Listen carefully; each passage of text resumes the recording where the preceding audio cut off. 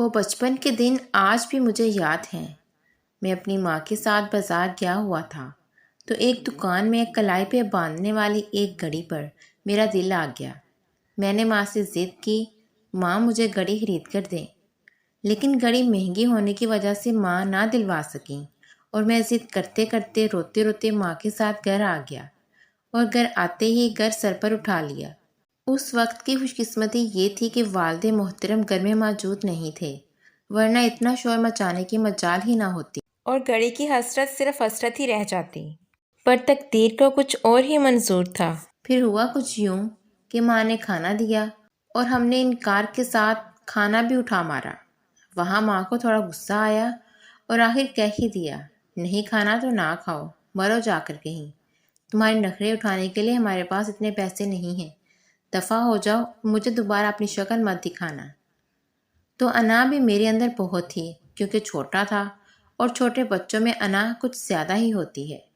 ماں کے یہ الفاظ سنتے ہی اٹھ کھڑے ہوئے اور منہ بنا کر گھر سے چل دیے۔ نکلتے ہوئے گھر کا دروازہ بھی تھوڑا زور کے ساتھ اپنے پیچھے بند کیا۔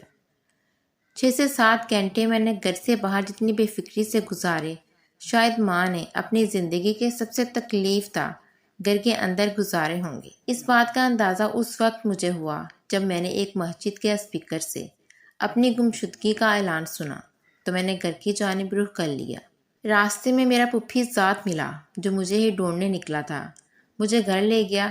جاتے ہی کیا دیکھا، ماں ایک ہاتھ میں گھڑی، دوسرے ہاتھ میں کھانا اور آنکھوں میں آنسو لیے بیٹھی میری راہ دیکھ رہی تھی۔ مجھے دیکھتے ہی میرے پاس آئی، گلے سے لگایا، ماتھا چومتے ہوئے میرے ہاتھ میں گھڑی باندھی اور بولی، کہاں تھے آپ؟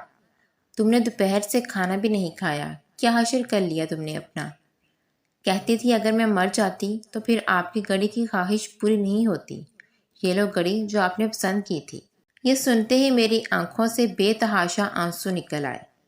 اس وقت ہونے والا یہ واقعہ جب مجھے یاد آتا ہے کہ ماں نے اپنی کانوں کی بالیاں صرف 500 روپے میں بیچ کر اس دن میرے لیے گھڑی لائی تھی، جی کرتا ہے کہ ماں کے پاس جاؤں اور سر پیٹ پیٹ کر ان کے قدموں میں جان دے دوں۔ جب تک ماں زندہ ہوتی ہے ہر مشکل آسان ہوتی ہے۔